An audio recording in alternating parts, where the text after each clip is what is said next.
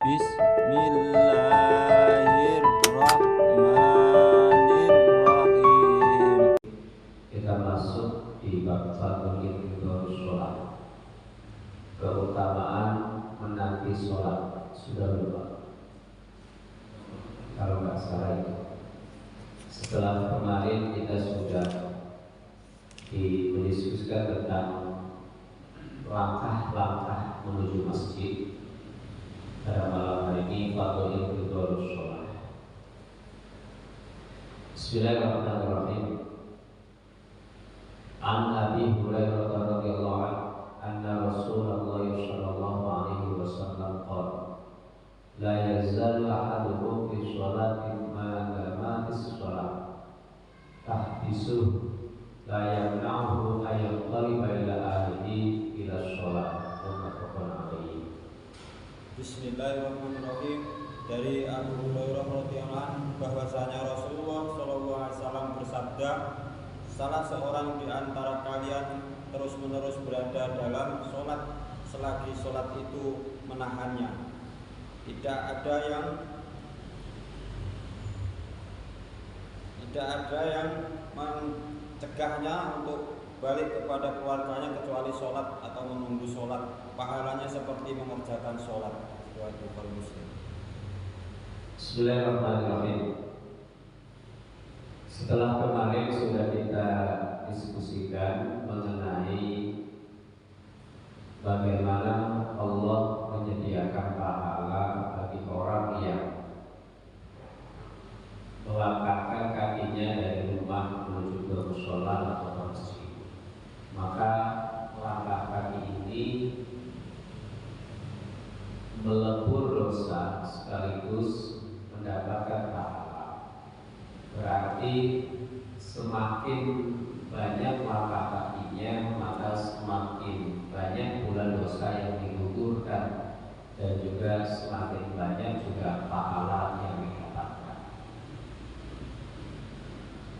Pada malam hari ini setelah kemarin sudah bicara banyak soal langkah menuju masjid, terutama-terutamanya, setelah itu baru kita masuk ke masjidnya. Diriwayatkan dari sahabat Abu Hurairah radhiyallahu anhu, Rasulullah sallallahu alaihi wasallam bersabda, seseorang tetap dianggap dalam sholat selama ia tertahan menanti sholat berikutnya. Seseorang yang melaksanakan sholat, misalkan sholat maghrib, lalu berada tetap di mushola atau berada di sekitaran masjid untuk menunggu waktu sholat isya, maka dari jam selesainya sholat maghrib katakanlah selesai jam 18.30 kalau waktu sekarang, dari jam 18.30 sampai jam 19.20 nanti, walaupun kita tidak mengerjakan sholat, maka nilai pahala yang kita dapatkan seperti halnya orang yang mengerjakan sholat. Nah, ini keutamaan bagi orang yang menunggu waktu sholat. Jadi kita duduk misalkan di masjid atau di mushola, duduk saja sambil menunggu waktu sholat isya, maka tadi pahala yang akan didapat adalah pahala seperti orang yang melaksanakan sholat ketika dia dalam keadaan duduk atau dalam keadaan diam, tidak melakukan aktivitas apapun, tetapi dalam hatinya ini dia menunggu datangnya waktu sholat berikutnya, zuhur ke asar, asar ke maghrib, maghrib ke isya, dan seterusnya. Nah, tetapi di sini manakala dia menunggunya ini tanpa didasari atau diniati untuk menunggu datangnya waktu sholat, maka tidak dianggap dia mengerjakan sholat. Contoh misalkan, ketika kita selesai sholat maghrib, lalu kita duduk di emperan, mau pulang sebenarnya,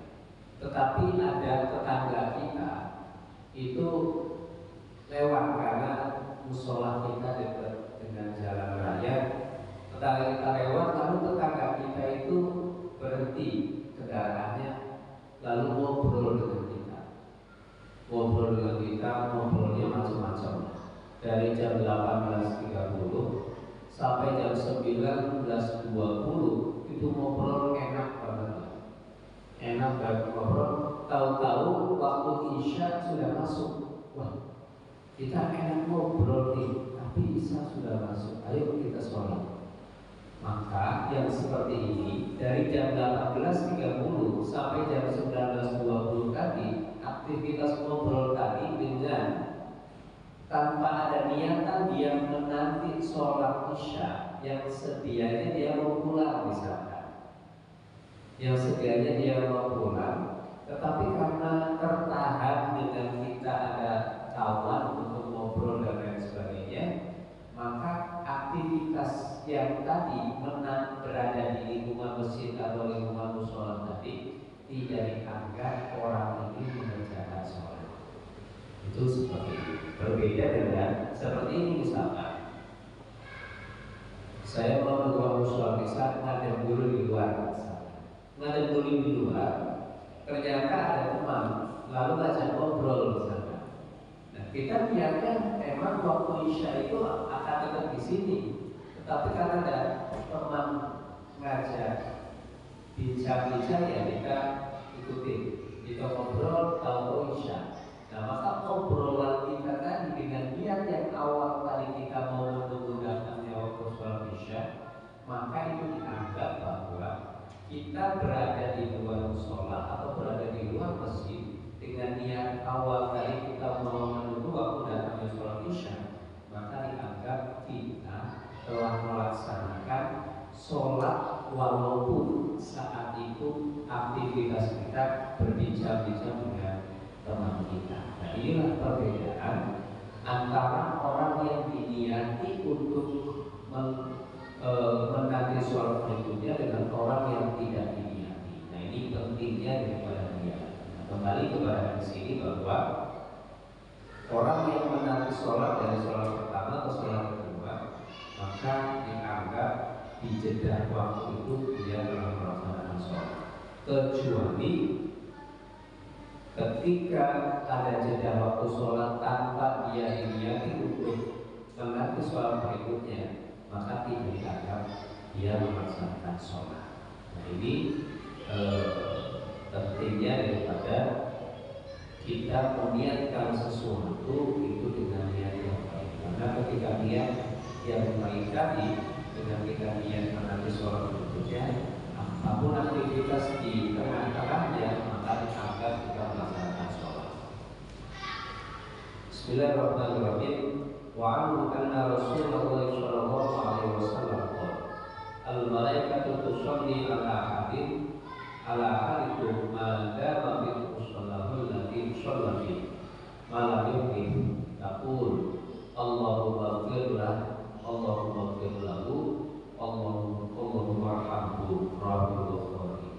Dari Abu Hurairah radhiyallahu anhu bahwasanya Rasulullah SAW bersabda, malaikat memintakan ampun dan rahmat untuk seseorang di antara kalian selagi dia atau orang tersebut berada di tempat sholatnya yang baru diselesaikan. Selagi tidak berhadas, malaikat mengucapkan doa, Allahumma ighfir lahu, Allahumma arhamhu.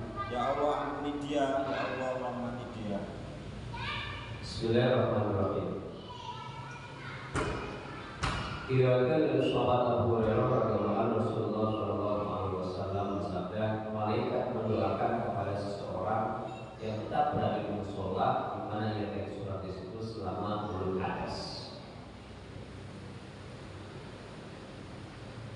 Ketika seorang muslim melaksanakan sholat, lalu seperti hadis yang awal, dia menunggu datangnya sholat berikutnya. Ya, kita gampangannya contohnya maghrib isya, dan itu yang mungkin,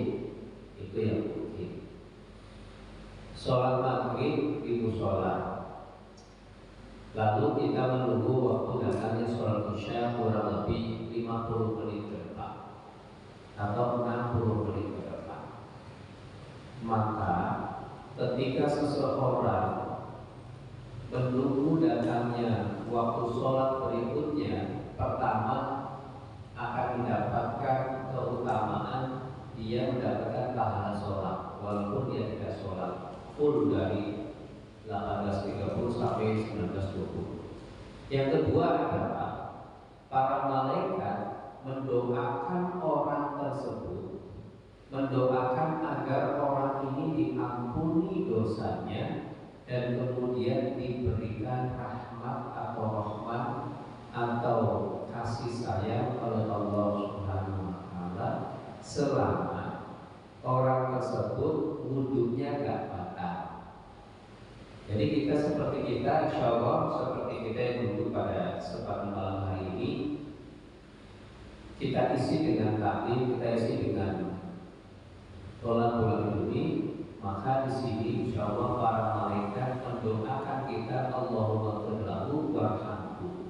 Kita didoakan oleh malaikat, ya Allah ampunilah dosa orang-orang yang menunggu datangnya waktu sholat isya. Ya Allah kasihilah orang-orang yang menunggu datangnya waktu sholat isya. Ini bagi orang-orang yang menunggu datangnya waktu sholat, diampuni, didoakan oleh malaikat agar diampuni dosanya dan juga agar diberikan rahmat oleh Allah melalui doa malaikat tersebut. Di samping kita mendapatkan pahala sholat, juga mendapatkan bonus yang lain. Didoakan malaikat, doanya agar dosa kita diampuni, agar juga Allah memberikan rahmat dan juga kasih sayangnya kepada kita semua. Nah ini saya kira sesuatu yang abstrak yang tidak mungkin kemudian itu dipercayai kecuali dengan keimanan. Ya karena secara hitung-hitungan barangkali wudhu saja. Orang yang punya wudhu dan orang yang tidak punya wudhu itu tentunya kelihatannya ya sama saja. Kalau kita lihat, kita batal wudhu dan tidak batal wudhunya kita tidak tahu. Tetapi dalam hal ini, dalam kacamata agama, dalam kacamata iman, maka dibedakan orang yang punya wudhu dan orang yang tidak punya wudhu. Orang yang punya wudhu ini kelebihannya adalah malaikat mendoakan orang ini selama orang ini tidak batal wudhunya. Ya maka sudah dipastikan bahwa ketika malaikat itu mendoakan, malaikat itu salah satu makhluk yang Allah ciptakan yang tidak pernah melakukan apa yang harusnya tidak dilakukan. Nah ini malaikat.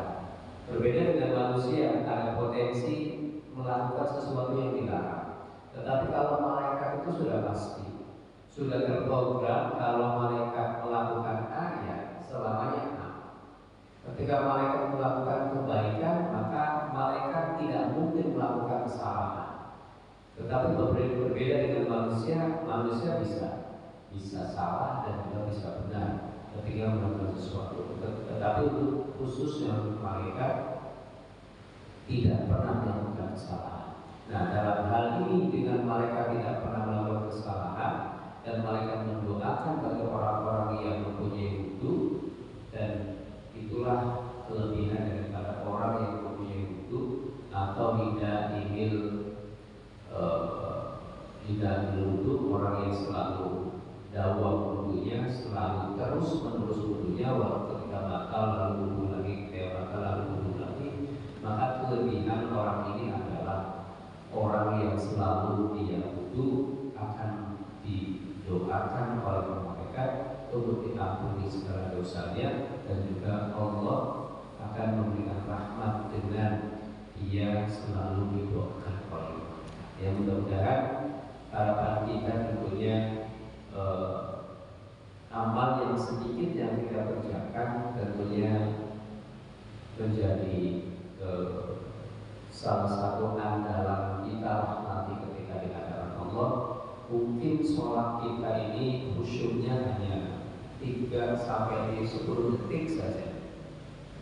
Ya mungkin ibadah kita nilainya sulit kita kemudian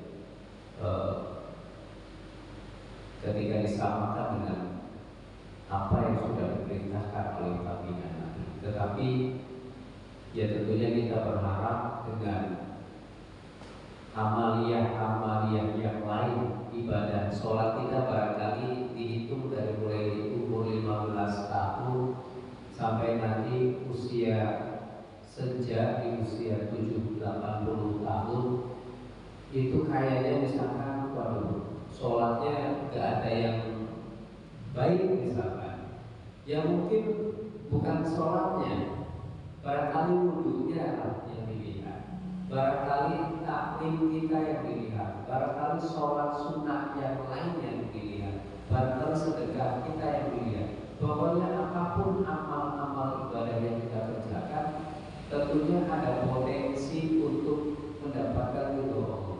Berarti dengan potensi kita mendapatkan ridho Allah, kita nggak tahu amal apa sih yang kemudian diterima oleh Allah. Jangan kemudian kita merasa bahwa ya saya sudah bersedekah misalkan 10 juta, kayaknya itu yang diterima oleh Allah. Ya belum tentu. Mungkin sedekah kita yang 1.000 rupiah kepada orang yang meminta-minta di rumah, justru itu yang kemudian menurunkan rahmat Allah dibanding dengan wakaf kita misalkan satu bidang tanah itu. Dengan 1.000 rupiah, dengan satu bidang tanah, bisa saja nanti ridha Allah itu turunnya kepada yang amal kita yang 1.000 rupiah tadi. Itu yang mungkin saja. Sehingga dengan kita tidak tahu mana sih amal yang akan diterima oleh Allah, mana sih amal yang mendatangkan ridha Allah, karena kita tidak tahu, maka kita berupaya untuk memperbanyak daripada amal kebaikan. Apa amal kebaikannya? Ya niat terlebih dahulu. Ini niat yang paling mudah daripada amal yang dikerjakan. Saya kira ibadah yang paling sedikit potensi daripada niatnya adalah niat. Karena niat itu adanya di dalam hati dan orang itu tidak tahu. Dengan orang tidak tahu, maka potensi untuk ria itu tidak ada. Contoh seperti kita sekarang, kita duduk di mushola, kemudian kita niatkan taklim dan kita niatkan untuk thalabul ilmi, kita niatkan untuk menunggu datangnya waktu sholat isya. Lalu kita niat dalam hati, nanti kalau pulang ke rumah saya mau bikin susu buat anak saya misalkan. Kita niatkan terlebih dahulu seperti itu. Dengan kita membikinkan susu kepada anak kita yang ada di rumah, jangan dikira itu bukan nilai pahala, itu bentuk pahala itu bentuk kegiatan yang akan Allah ganti dengan nilai pahala. Kenapa? Ya karena apapun aktivitas yang kita lakukan ketika itu diniatkan karena Allah, pasti itu bernilai pahala. Kecuali sesuatu kemaksiatan, ya maka itu tidak dinilai pahala. Kalau sesuatu yang mubah kemudian diniatkan dengan pahala, itu pasti akan mendapatkan dan mendatangkan daripada pahala dari Allah Subhanahu wa Ta'ala. Contohnya kayak tadi, nanti kita pulang ke rumah, saya mau bikinin susu buat anak saya biar hidupnya nyenyak dan nyaman. Nah, dengan kita niat akan membikinkan susu untuk anak kita di rumah biar hidupnya nyenyak dan nyaman, itu bagian daripada nilai sedekah kita kepada anak-anak kita. Dan ketika kita bersedekah, ya tentunya akan diberikan kompensasi pahala oleh Allah Subhanahu wa Ta'ala. Jadi intinya adalah sesuatu aktivitas apapun ketika didasari dengan niat, maka akan mendapatkan pahala Allah Subhanahu wa Ta'ala. Sekali lagi, kita tidak tahu nilai dan juga amal apa yang akan Allah terima, tetapi kita yakini bahwa dan kita berupaya untuk melakukan apapun kegiatannya dan kita niatkan karena Allah, maka insya Allah itu bagian daripada pahala yang akan Allah berikan kepada kita dengan kita meniatkan sesuatu karena Allah Subhanahu wa Ta'ala. Kembali kepada hadis ini, bahwa orang yang tetap dalam keadaan wudu, maka orang ini akan Allah doakan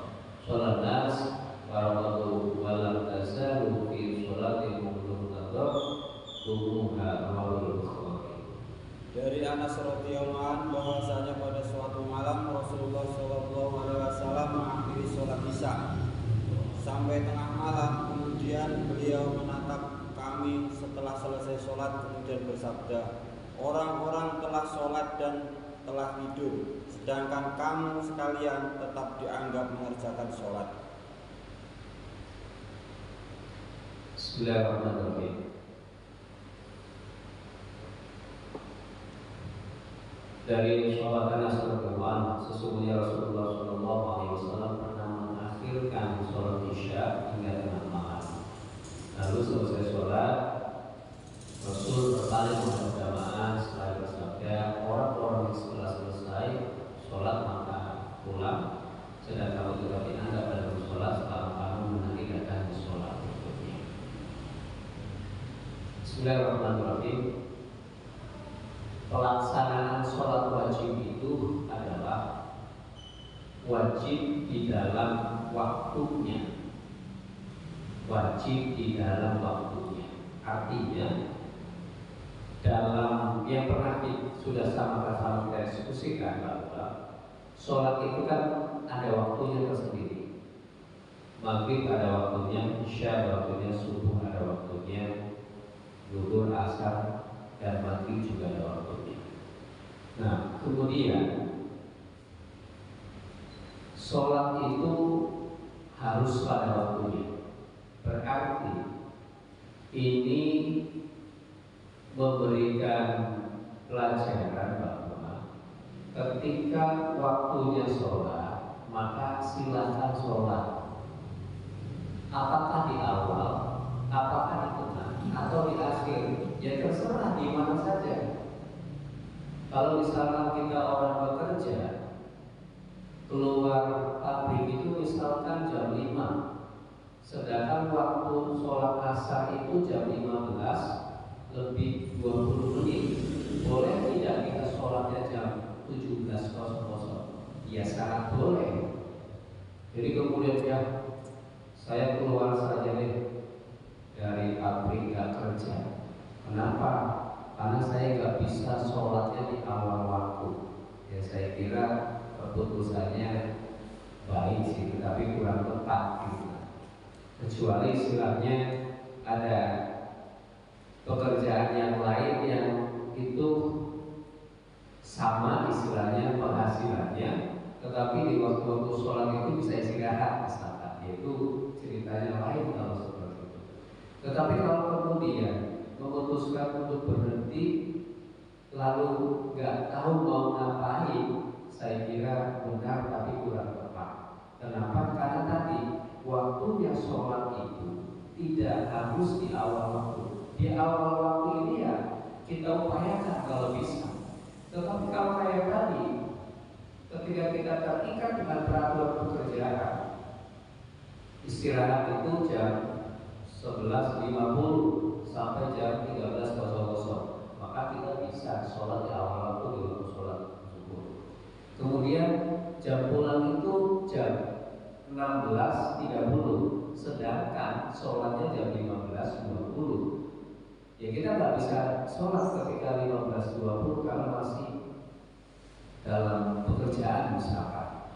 Ya maka bisa saja sholatnya nanti jam 16.40 atau 17.00. Itu seperti itu. Nah, kembali dalam hadis ini, baginda Nabi pernah mengakhirkan waktu sholat isya. Jadi sholat isya misalkan kalau di Indonesia itu jam 19.20. Baginda Nabi ini sholat isyanya itu di akhir. Kalau di akhirnya itu misalkan subuhnya itu sekarang jam 4:20, maka baginda Nabi sholat isyanya itu di jam 4 pagi. Boleh tidak? Ya boleh. Nah kalau kemudian kita sholatnya jam 3 pagi, saya mau sholat jam 3 pagi, sholat isya, boleh tidak? Boleh, karena baginda Nabi pun pernah melakukan itu. Artinya sholat isya kebetulan si malam misalkan masuk jam 7, sedangkan jam 7 belum waktu sholat isya. Lalu pulang nanti jam 3 pagi, ya nanti saja deh saya sholat isyanya jam 3 saja. misalkan boleh tidak? Ya boleh. Kenapa?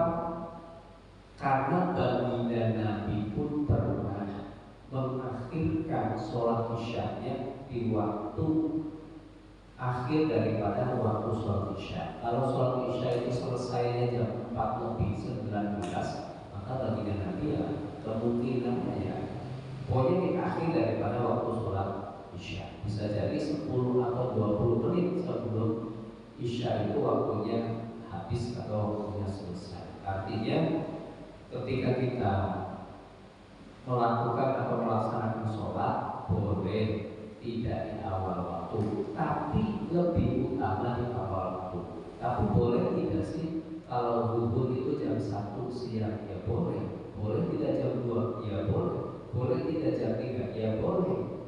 Karena sekarang asalnya kan lebih 20 menit. Nah, kembali lagi nanti di bulan apa yang biasanya setengah 3 udah asar kan ada. Kalau asal itu di bulan Agustus, Juli itu biasanya asarnya jam 2:45 sudah asar. Sekarang di bulan Januari, Februari itu asarnya 15:10, 15:20. Nah, artinya dalam melaksanakan sholat ini waktunya macam-macam. Waktu faktor, waktu ikhtiar, waktu jawaz, waktu taruhan, dan waktu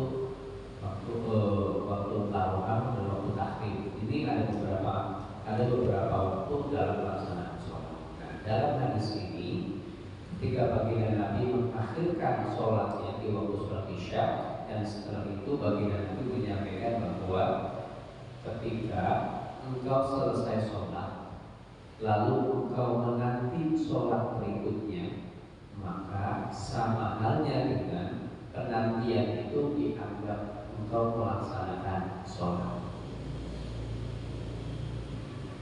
Nah, dalam hal ini berarti dalam hal ini tidak dibatasi oleh tempat. Kalau tadi di hadis yang pertama kedua, ini kita dalam posisi berada di musola atau di masjid atau di lingkungannya. Tetapi di hadis yang terakhir ini kita tidak dibatasi dengan tempat. Artinya berarti ketika kita melaksanakan sholat lalu kita nanti saya nunggu sholat isya sambil kebetulan tiket malam saya nunggu di pos sambil nunggu waktu sholat isya. Lalu datang sholat isya, kita berangkat untuk sholat. Nunggunya kita di pos tadi, kalau melihat daripada hadis ini, maka dianggap kita melaksanakan sholat. Kenapa? Karena kita nunggu di pos untuk jaga malam. Ya, tujuannya adalah ya tadi kita sambil menunggu daripada datangnya waktu sholat berikutnya. Dan ini dianggap kita telah melakukan dan melaksanakan sholat, padahal kita tidak mengerjakan sholat. Dan inilah salah satu kelebihan daripada umat baginda Nabi Muhammad SAW. Secara usia umatnya itu tidak lebih dari 100 tahun, tetapi amaliyah yang bisa dilipat gandakan itu bisa terjadi manakala didasari dengan niat tadi. Jadi kita duduk seperti ini dianggap kita sedang melaksanakan sholat karena kita menunggu datangnya waktu sholat.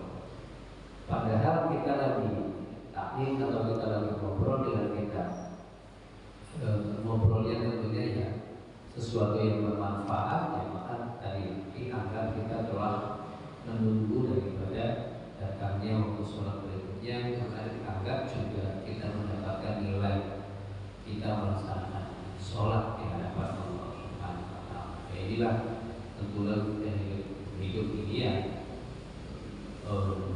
berbanyak daripada amalia yang bisa kita kerjakan, karena ketika kita sudah tidak ada di alam ini ya maka akan sulit sekali kita menambah daripada deposito amal kita. Yang oleh karenanya terutama niat tadi ingatkan bareng-bareng, khususnya untuk saya pribadi, bahwa niat itu adalah ibadah. Walaupun kita tidak mengerjakan dari apa yang kita niatkan, maka nilai pahala kita sudah dapat. Contohnya kayak tadi, nanti malam saya membuatkan teh buat istri saya, kemudian saya lupa buatkan teh, ya kita sudah dapat pahala.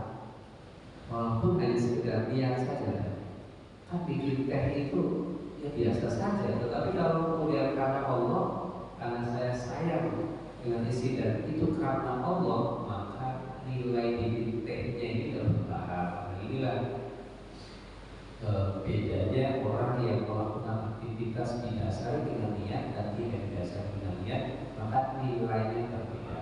Yang didasari dengan niat akan mendapatkan pahala, yang tidak didasari dengan niat tidak mendapatkan pahala. Nah, ini di bab tentang mudhoror sholat itu sudah selesai. Sebelum dilanjutkan, barangkali ada yang perlu didiskusikan terlebih dahulu dan saya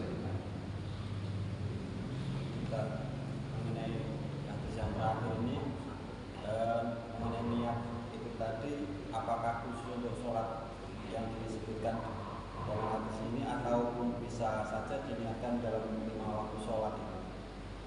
Kemudian misalkan niatnya itu ditambahkan misalkan dengan doa khusus, itu apakah bisa juga? Misalkan saya niat mau nanti sholat malam dengan harapan semoga hajat saya dikabulkan oleh Allah. Nah, artinya niat dan doanya apakah bisa sebenarnya? Ya, sudah Rahman.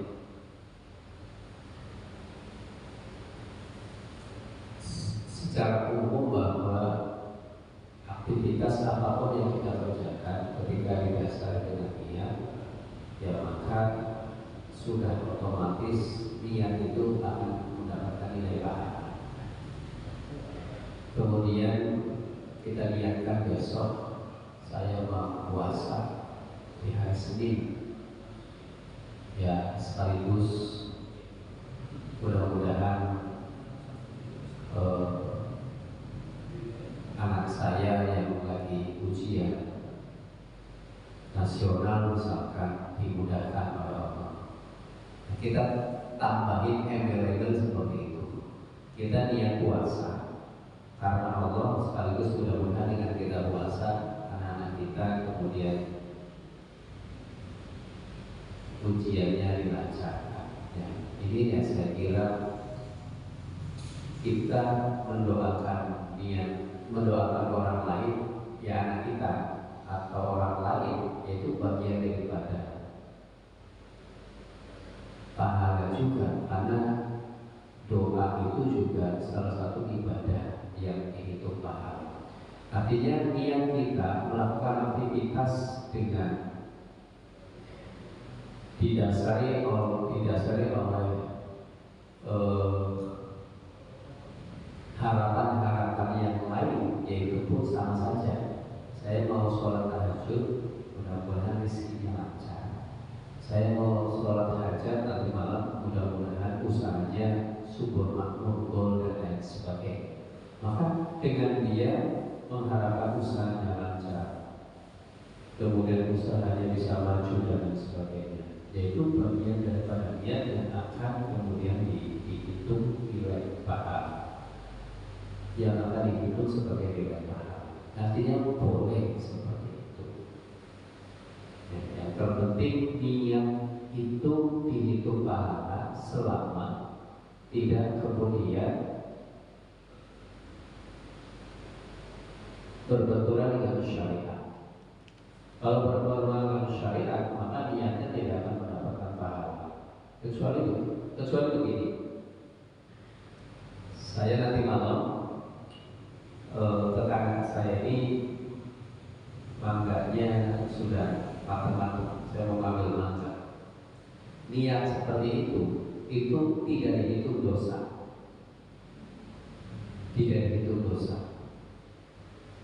dan apalagi pahala. Kenapa? Karena niatnya untuk keburukan. Nah, tetapi ketika begini, Kita sudah niat akan mengambil mangga, lalu sampai di depan pohon mangganya, saya nggak jadi ngambil mangga, maka dapat pahala. Loh, kok dapat pahala? Iya, dia telah meninggalkan keharaman, itu dapat pahala. Haram itu kan definisinya ketika dilaksanakan mendapatkan dosa, ketika ditinggalkan mendapatkan pahala. Itu haram, definisi haram. Maka ketika dia niat dari rumah melangkahkan kakinya menuju ke pohon mangga dan untuk ambil sampai di sana dia gak jadi ngambil, bukan gak jadi ngambilnya lantaran ada pemilik mangganya, bukan, tetapi karena Allah, ini kan dosa, saya gak jadi ngambil pohon mangganya. Akhirnya dia balik lagi.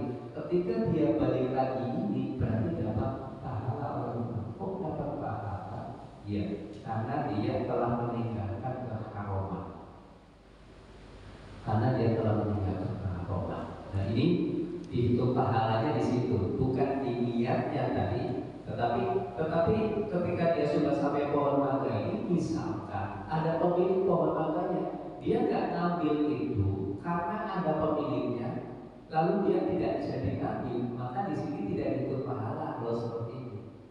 Kenapa? Kalau tidak ada pemiliknya dia ngambil, karena ada pemilik pohon mangga dia nggak ngambil, maka di sini tidak dihitung pahala.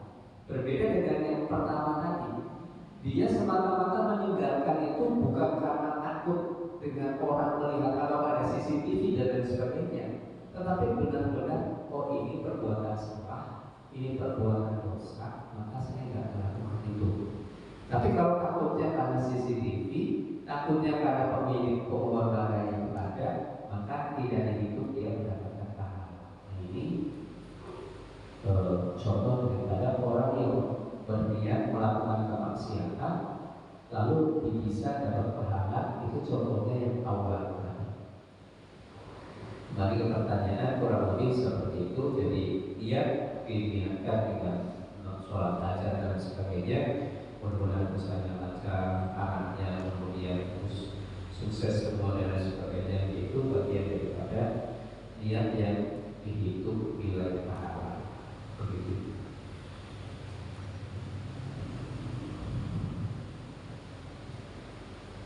Maka barangkali ada yang perlu kita diskusikan.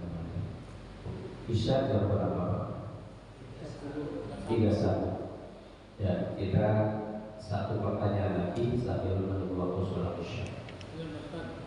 Jadi kan kita menunggu sholat maghrib sampai sholat isya. Lalu kita di sini menunggu, dan tadi dikatakan bahwa selama menunggu kan didoain sama malaikat.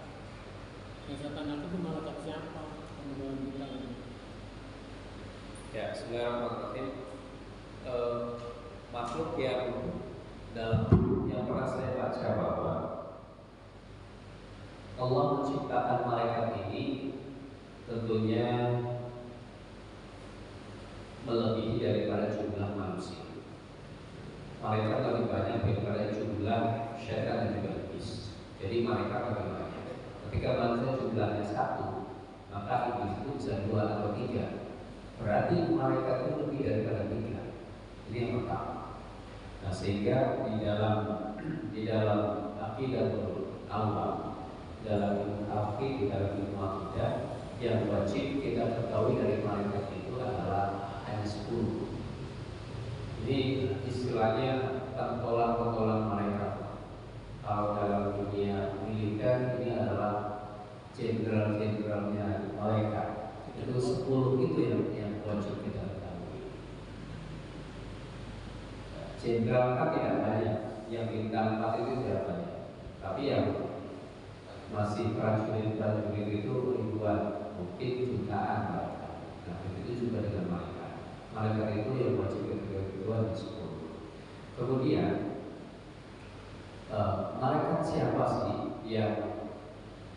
yang akan mendoakan kita ketika kita dalam keadaan suci? Maka dalam hal ini adalah malaikat rahmat. Malaikat rahmat. Karena dalam suatu keterangan juga ketika manusia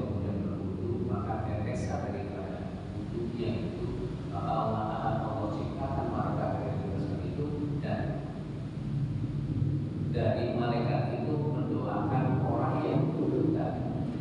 Berarti kalau kita pada keterangan ini, maka malaikat siapa dalam hal ini adalah malaikat rahmat, malaikat yang selalu memberikan kasih sayang kepada kita.